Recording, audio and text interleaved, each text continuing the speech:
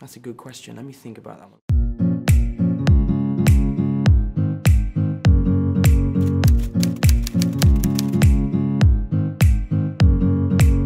Okay, the first is from our beloved viewers. Cool. It's about Spider-Man and Iron Man relationship. Sure. Is it kind of father and son relation, something like that? Could you tell us more about that?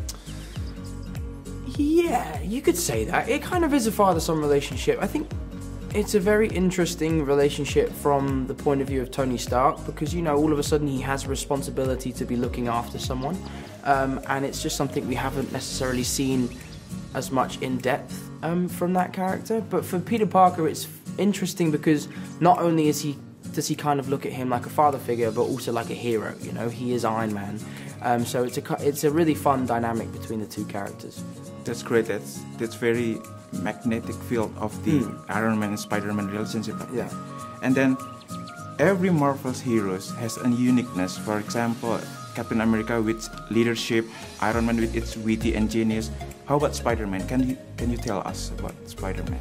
He just loves being Spider-Man, you know? I mean, I think he really, really enjoys the amazing opportunities that he's been given, but he also does realize the responsibility that have been, you know, put upon his shoulders, and he really just do good with his powers, which I think is a very amazing thing for a boy of 15 to do.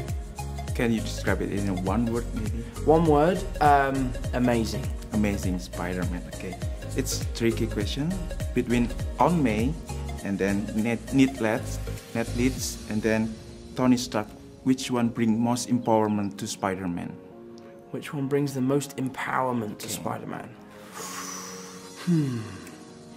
That's a good question. Let me think about that one. Which one brings the most empowerment to Spider-Man? Takes your time, it's okay. I'd probably say Aunt May, you know, because she sort of has brought Peter up to become Spider-Man. I think it's a very amazing thing for a 15-year-old boy to be given these powers and to do good with them. And I think that's a reflection of how Aunt May has raised Peter. So probably from Aunt May, yeah. Okay, that's a very good answer, I think. And then, but if you were a high school student and you have a superpower like Spider-Man, what is the craziest things that you will do?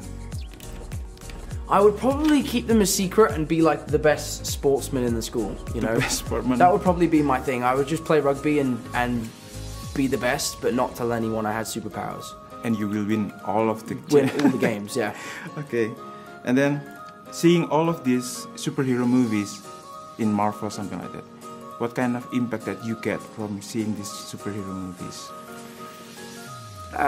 What kind of impact do I get from the movies? Yeah.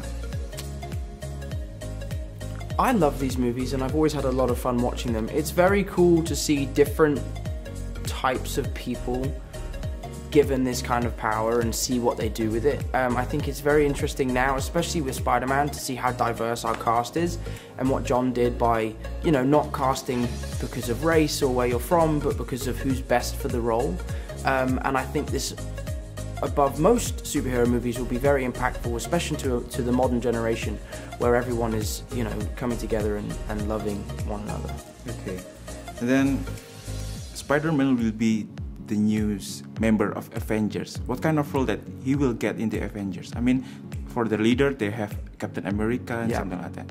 Can you tell us a little bit about I don't know. I haven't read the script. I know I'm in it. I filmed 2 weeks already, but I don't really know where his sort of position stands in the Avengers. Hopefully one day he'll be the leader of the Avengers. Let's hope. But we'll have to wait and see. Okay.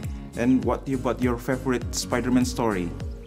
My favorite Spider-Man story is probably the Clone Saga from the Ultimate Spider-Man comics. I think that's a really cool storyline and something that I'd really like to explore in the future with the power of movies. And hopefully one day we can bring that story to life and give the fans what they want, I think. Okay. Have you read Civil War comic books? Yeah. There is issues about secret identity and whether Spider-Man will reveal his identity or not.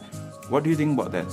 Could a Spider-Man just keep the identity or just I showing think to it's very important that he keeps his identity secret. I think it's something that we could definitely explore in the future movies, maybe in the last one, that he has to reveal his identity to save someone or to make a difference or to help a huge collection of people. But I think right now, part of the fun of these movies is that being Spider-Man is a secret. Okay. My friends are up there!